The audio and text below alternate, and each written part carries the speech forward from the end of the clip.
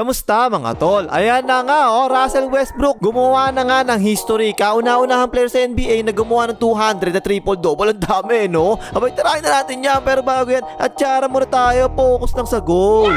Okay game, noong nasa OKC pa ito si Russell Westbrook mga tol, hindi naman talaga to puro triple-double nung simula eh. From year 2008 hanggang 2014 season, 8 triple-double lang ang nagawa nito dun eh. Total na yun ha, 8 lang ha. Pero ayun, siguro isang umaga habang kumakain siya ng top silog, naisip niya siguro bigla, ay, i-break ko kaya yung record sa mga triple-double, parang kaya ko yun ah. Ayun, doon na nagsimula nga yun. Sa sumunod ng 5 taon niya sa OKC mga tol, nagtala siya ng total 130 triple-doubles, ang dami eh. Tapos napalipat siya sa Rockets, diba? Kasama si Balbas, ayun, 8 triple-double lang yung nagawa niya sa isang season eh. Pero nung napalipat na naman siya sa Wizards naman, wala siyang kasamang buhay dun eh, no? Ayun, nag-average siya, triple-double average sa isang season at naka-38 na triple-doubles pa nga siya. At pagkatapos nun, alam nyo na trade sa Lakers, diba? Nakaw, nawala bigla ang laro. At syempre, siya yung sinisisi ng mga fans. Ang taas kasi na expectation sa kanya, tapos biglang bumaba yung laro, diba? Paano namang hindi bababa ang laro? May kasama siya, ay wag na nga lang natin tuloy, baka may magalit eh. Tapos nun, napalipat siya sa Clippers. Isang beses lang siya nag-triple-double eh, kasi meron din siya mga kasamang buhaya dun eh. Pero after nun mga tol ang total na niya sa mga triple-doubles 199 na, isa na lang bibingo na eh. At ito na nga, bumingo na nga, bingo! Ayun, nakapagtala na siya ng triple-double sa Nuggets with 12 points, 10 rebounds at 14 assists, at nanalo pa nga sila doon.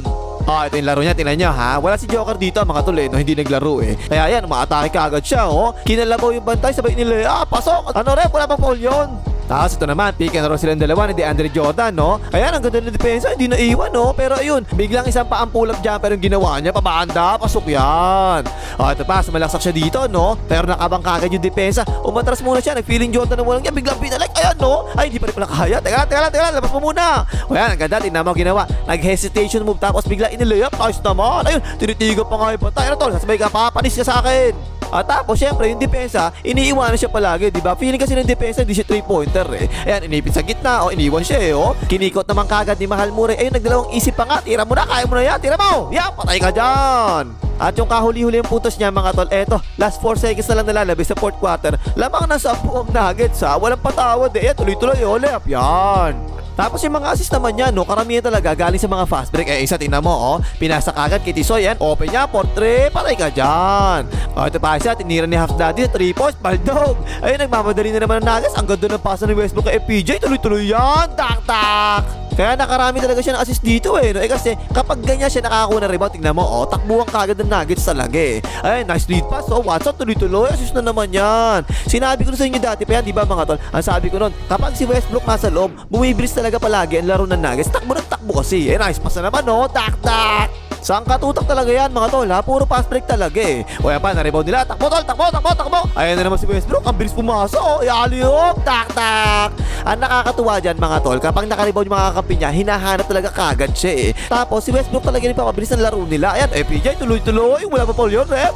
Ayan, tingnan nyo, siya na naman kumuha, diba? Habang yung iba, tumatakbo na kaagad. Nako, yan ang huwag nyo gagawin. Kita nyo yan, mga tol, yung depensa na yan. Kapag nag-fast break ko kalaban, tapos babatayin nyo pa ng ganyan, may iwanan ka lang dyan, bumaba ka na lang kaagad. Napatulong tuloy yung depensa. Ayan, nice pass na naman, no? Sinapian ni LA Tenorio, pambasang reverse. At kapag kasabay niya si Mahal Murray, mga tol, siya pa rin yung nagpo-point guard, hindi si Mahal Murray, ha? Marami siyang ginawang ganito, mga drive and kick out na ganyan, no? Open tuloy si Mahal Murray, portrait, patay ka dyan. Suking-suki ni Westbrook si Mahal Murray, mga tol. Pati naman, kumat sa gitna, biglang lumipat ng pwesto si Mahal Murray. Ayan nakita naman kagad ni Westbrook. Ayan, pinasuloy kagad, kita ang bakal, 4-3, patay ka dyan.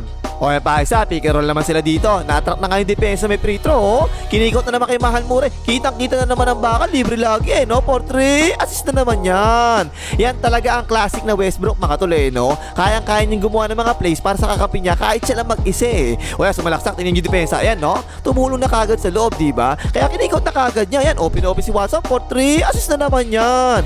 Kahit nga sa inbound, tingnan nyo, si Westbrook ang pumapasa sa inbound Si Rondo lang actually yung isa pang point guard na nakita kong gumagawa ng ganyan. Naglalabas sila ng bola Sipling screen lang nice pass ayun, fall counted pa nga, assist na naman yan. Ito pa isa, nasa high po siya dito. Tapos nagbigay ng off the ball screen sa weak side. Ayan, kay Tisoy kumakat, bounce pass, lumusot, ang ganda tak-tak. sa 14 na assist na nagawa niya sa larong ito, eto lang yung kaisa-isa na hindi talaga siya nag-initiate ng play eh. O yan, sinilaksa ko, assist pa rin kasi sa NBA, ganyan kahit 2 dribble pa eh. Nakakakuha pa nga siya ng 10 rebounds dito ha, kaya nga nag-triple-double eh. Ayun yung isa, easy rebound, galing sa free throw yan eh. Karamihan na rebound niya rito mga tol, madadali lang talaga eh. Tapi ka, swerte eh oh. Siya pa nga naka-rebound. Yan yung isang ayaw ko kay Westbrook mga tol. Oo, nakaka-rebound talaga siya, diba? Pero kahit kailan, hindi ko nakakita bumaksot tong hayop na to eh. Ayan, lagi ganyan, tingnan nyo oh. Hindi man lang siya tumingin sa tao niya para bumaksot, pero nakakuha naman niya yung rebound. O, pa ganyan, tingnan nyo mabuti, o, diba? Tingnan mo, o, saring na kagad nakatingin, diba? Ayun, nakakuha naman uli ng Grizzlies yung bola, tinira na nga nila kagad ulit, kapos naman, na-rebound na nga niya. Ayun, siyam na rebounds na yung nakukuha niya, 1 minute 30 seconds pa nalalabay sa 4th quarter, malapit na matapos eh. Ayan, binakso siya, tingnan mo, swerte talaga eh. Sa kanya talaga tumalbog palapit yung bola eh, no? Yan yung pang 10 rebound niya, taka triple-double na nga.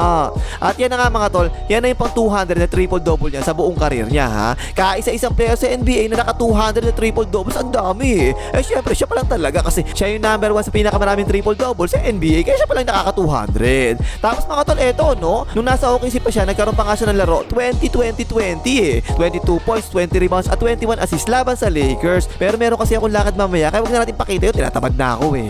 O, ano pang himagas, mag-leg mga kita ni Westbrook.